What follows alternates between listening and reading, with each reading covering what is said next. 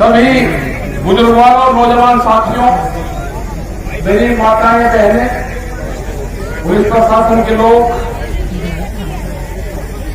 पत्रकार बंधु, मुद्दा और स्थान, मुद्दा भी वही है जो सर छोटूराम ने 1938 से शुरू करा एक आंदोलन, और स्थान भी वही है कि जो सर छोटूराम की जन्मस्थली उस अंग्रेजी हुकूमत में जब एक तरफ देश आंदोलन की लड़ाई लड़ रहा था, उसी टाइम पे किसानों को हक कैसे मिले, अंदर सरकार में रह के नो एक्ट बनवाए, नो कानून, लड़ाई भी लड़ते रहे और कानून भी बनवाते रहे कि जमीन किसान की नीलाम नहीं होगी। ये कानून उस टाइम पर बना। मंडी एक्ट चौधरी चरण सिंह ने पूरा डाटा लिखा गया, वहां लागू नहीं हो पाया उत्तर प्रदेश में। छोटूराम जी ने अपने अधिकारी भेजे, वहां से पूरा दस्तावेज मंगवाए, वो यहां पर लागू करेंगे। और आज हम अगर देखते हैं जब उत्तर प्रदेश के और पंजाब और हरियाणा के लोग जब वहां पर जाते हैं तो देखते हैं कि 75-73 साल से पंजाब और हरियाणा को एमएसपी मिलता है और उत्तर पूरे देश को नहीं मिलता, तो खुशहाली, क्योंकि हम अपनी फसल आधे रेट में बेचते हैं और हरियाणा में फसल बेचते हैं जाकर उत्तर प्रदेश के किसान। ये तालमेल है। उत्तर प्रदेश को इसमें बहुत दिन से डीजल जहां सस्ता होता था वहां महंगा होता था, लड़ाई ये होती थी कि भाई हरियाणा के बराबर कर दो। लेकिन इस तरह के कानून आ रहे हैं, उससे ना हरियाणा बचेगा, ना पंजाब बचेगा और ना ये देश का किसान बचेगा। मतलब जो पद्धति, जो कानून कृषि उत्पादन मंडी, गिरवी रखी हुई जमीन के एक्ट बने, सहकारी पंजीकरण एक्ट बना, और ये भी एक्ट बना था कि अगर किसी ने 100 रुपये कर्जे पर दे दिया, अगर उसने 200 दे दिए तो पूरा खत्म हो जाता था। ये एक्ट बने थे, 9 तरह के एक्ट थे सारे। संपत्ति बंटवारा वो कैसे होगा, तो ये सारी चीजें बनी थी। हम उसी सर छोटूराम की जमीन पे आज हैं। आज हम लड़ाई बोल रहे हैं कि जो उस टाइम पर जो कानून बने उनको आज तोड़ा जा रहा है, क्योंकि छोटूराम जी गांव में पैदा हुए, उन्हें गांव की पृष्ठभूमि का पता था। आज जितने भी पॉलिटिशियन दिल्ली की चमकीली कोठियों में बैठते हैं, उनको गांव की हकीकत का नहीं पता। हम एक कमेटी में थे भारत सरकार की, वो चंद्रा कमेटी थी, उस पर 3 साल काम करा। फसलों का रेट क्या हो देश में, उस पर हमने काम करा 3 साल। करीब 22 मीटिंग उसमें हुई और वह कमेटी की रिपोर्ट पूरी रखी हुई है वहां पे। उसमें था जो वहां के अधिकारी थे, उन्होंने कहा कि किसान का बैल 165 दिन खेत में काम करता है तो उसके 165 दिन की मजदूरी लगा दी जाए। हमने कहा भाई दिल्ली के पढ़े लिखे लोग हैं ये, इन्हें पहले अपना लिखत पढ़त कर लें। तो जब हमारा नंबर आया लास्ट में, हमने कहा 165 दिन के बाद में बैल कहा जाता है वो बता दो। कहना नहीं, जब उसने काम 165 दिन करा, मगर वो कहाँ से आया, कहाँ फिर गया, वो उसके बाद में कहाँ रहा, उसने कहाँ घास खाया, किसने उसको पानी पिलाया, वो कहाँ से आया, ये तो बता दो। अरे बैल से काम करवा लो या मत करवा लो, घास तो खा लो, वो पानी भी पिलेगा, उसके ऊपर आदमी भी पीजिएगा। तो भाई इतने बुद्धिजीवी वहां पे आदमी बैठे हुए हैं जो आपके फसलों के फैसले करते हैं। उन्होंने कहा कि फसलों की कीमत एक है, उससे अलग 16 प्राइवेट और है, 16 चीजें और हैं जो फसलों के रेट में बाधा बनती है। कह रहे हमको उनको भी देखना है। देश में कोई कृषि मंत्रालय नहीं है, ये भी किसानों को ज्ञान हो जाना चाहिए कि देश में कृषि मंत्रालय नहीं है, भारत सरकार में कृषि मंत्री नहीं है, न किसी स्टेट में देश की जनता को और किसान को धोखा दिया जा रहा है। जो हमसे वार्ता करते हैं उसके परसेंट पास में 18% कृषि मंत्रालय के चार्ज हैं, उसके अलग और हैं विदेश मंत्रालय, fertilizer ministry, railway, science and technology, ये 17-18 विभाग है जो एग्रीकल्चर को देखते हैं। हमने भारत सरकार को कहा कि आप एग्रीकल्चर कैबिनेट का गठन करो। जब तक एग्रीकल्चर कैबिनेट का गठन नहीं होगा, जब तक कृषि पे अलग से बातचीत नहीं होगी, गांव और किसान का भला हो ही नहीं सकता। कोई जानकारी वहां पर दिल्ली में नहीं है। दिल्ली में है व्यापारी को कैसे फायदा होगा, एमएसपी पे कानून नहीं और गोदाम पहले बढ़ा दिए। गोदाम बढ़ गए, बहुत बड़े बड़े जितना पंजाब और हरियाणा अनाज पैदा करता है ना, उनके गोदामों में चला जाएगा। भूख आदमी को कितनी लगेगी, देश में भूख के आधार पे कीमतें तय होगी। ये एक नया व्यापार है, गरीब आदमी मारा जाएगा। किसान तो चलो यहाँ पे दाल और चावल सा बच जाएगा, लेकिन दूसरे फसलें तो उसकी भी कीमतें डाउन है। लेकिन उस गरीब आदमी का क्या होगा, उस दुकानदार का क्या होगा, जो शहर में रहने वाले लोग क्या उनका क्या होगा। ये बाजरे का रेट 11 रुपया किलो बाजरा बिकता हो और शहर में 120 रुपये किलो का बाजरे का आटा बिकता हो, उसको नहीं पता। उसको ये पता है कि किसान मुझे महंगा देता है, लेकिन जो बीच का आदमी है उसको नहीं जानता बीच का आदमी कौन है। ये बीच का आदमी जो भूख पर व्यापार करता है, ये आदमी आपके बीच में आ गया।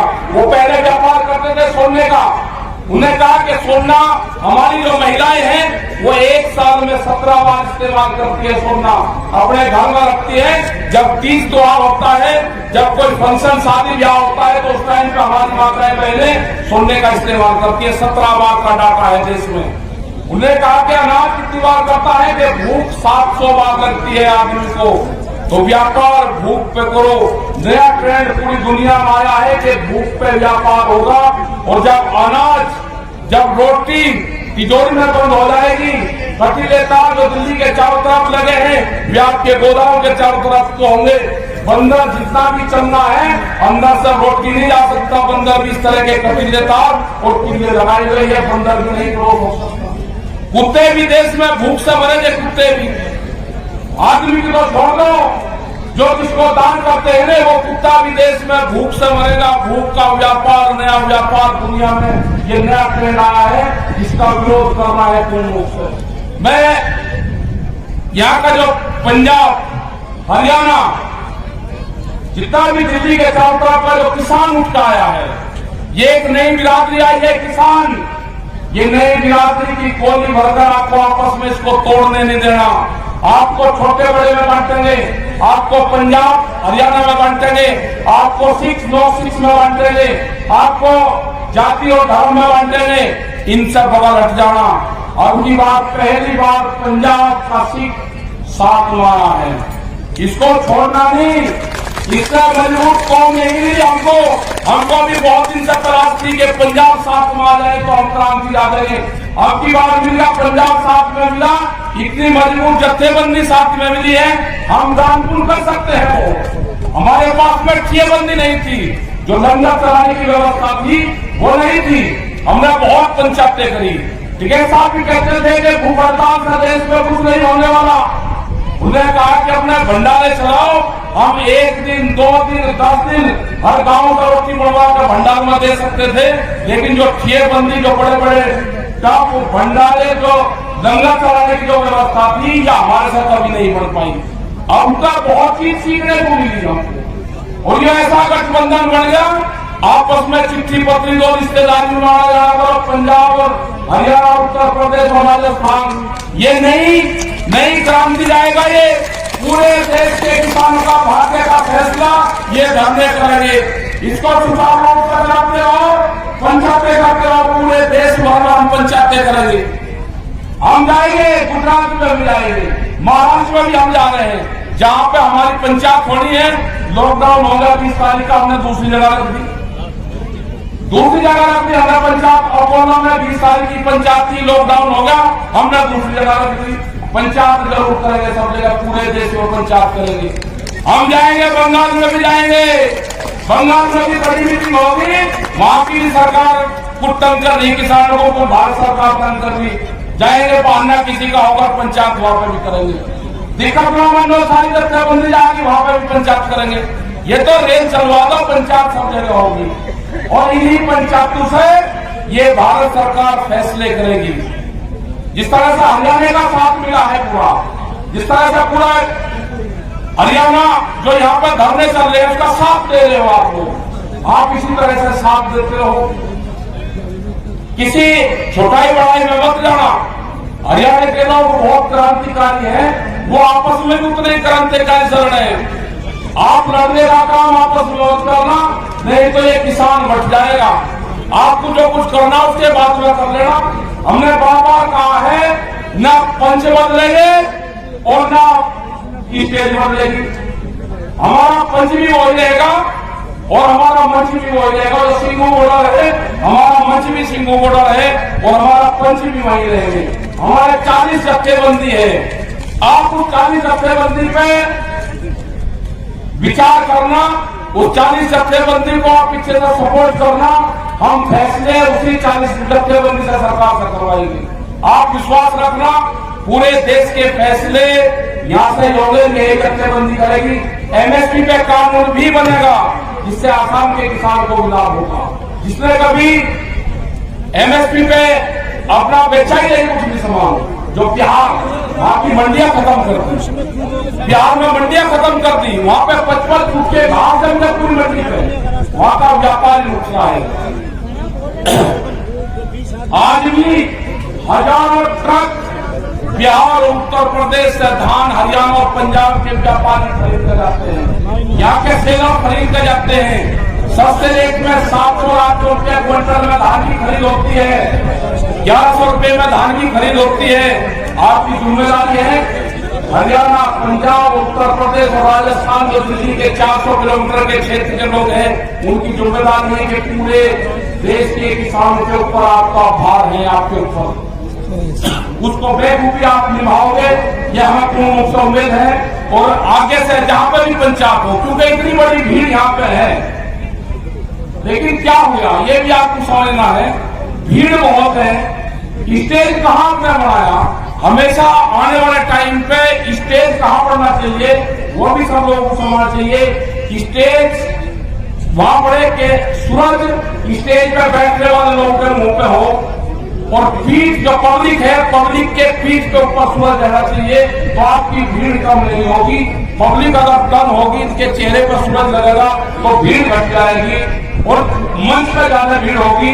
जब सूरज मंच के लोगों पर लगेगा तो मंच पे भीड़ कम होगी और पब्लिक में भीड़ ज्यादा होगी। हमेशा आप ध्यान रखना। क्योंकि जितने लोग यहाँ पर जा रहे हैं, माताएं बहने ये ऐसे कर दी, सूरज आंखों के सामने है, नेता बिल्कुल सुरक्षित है। नेताओं पे धूप रहनी चाहिए चेहरे पे और पब्लिक की पीठ पर सूरज रहना चाहिए, तो आपको भीड़ की कमी ही लगेगी। कोई भीड़ की कमी यहाँ पर नहीं है, लेकिन सूरज ने पूरा डिस्टर्ब कर दिया चीजों का। आने वाले टाइम पे मंच कहाँ लगे, वो मंच हमारा बहुत बढ़िया था, पक्का मंच था। आप वहां पर लगाते, ये पूरा खचा खचा आपका भरा रहता। भीड़ की कोई दिक्कत नहीं है, भीड़ बहुत है, लेकिन भाई आपने पूरा भाग खर्चा ज्यादा कर दिया और सूरज पब्लिक के सामने आ गया। इन चीजों का ध्यान रखें। आप लोगों का बहुत बहुत धन्यवाद जो लोग यहाँ पर आए और सभी मीडिया कर्मियों का एक चीज का आप जरूर ध्यान रखेंगे, जो मीडिया के लोग हैं आप इनसे प्यार करके रखते। एक होगा कि मीडिया हमारी खबर नहीं दिखाता, अरे मीडिया के ऊपर कैमरा और कलम पे बंदूक का पहरा है, कैमरे और कलम पे बंदूक का पहरा है। ये कैसे दिखाई आपकी बात? आने वाला टारगेट तो इन पे ही है। सेंसर बोर्ड लगाकर इनके ऊपर एक खबरें जाएंगी, एक खबरें छलकर जाएंगी। महंगाई का क्या हाल है, आज डीजल के रेट बढ़ रहे हैं, उसका असर किस पर पड़ेगा? उसका असर आम पब्लिक पर पड़ेगा। कोई गाड़ी नहीं चला रहा, कोई दिक्कत नहीं है, लेकिन जिस हिसाब से महंगाई बढ़ रही है, स्कूलों की फीस बढ़ रही है, ट्रेन नहीं चलवाई जा रही क्योंकि ट्रेनों को बेचने का प्रोग्राम है, इसलिए ट्रेन नहीं चलाई जा रही। हमारा है कि ट्रेन भी चले, महंगाई भी कम हो, फसलों के रेट भी बढ़े, 3 बिल वापसी हो, एमएसपी पे कानून बने। ये हमारी इस मंच से डिमांड है और जो लोग यहाँ पाए सभी का धन्यवाद। धन्यवाद जाके हमारे बड़े भाई सब लोग बैठ दो, जो हमारे सीनियर लीडर हैं, राज्यपाल जी होगा साहब आपके बीच में बोले, आप राज्यपाल जी की, क्योंकि हमारे सबसे सीनियर लीडर राज्यपाल जी जत्थेबंदी के हैं। आप जरूर जो खड़े हैं, आप खड़े खड़े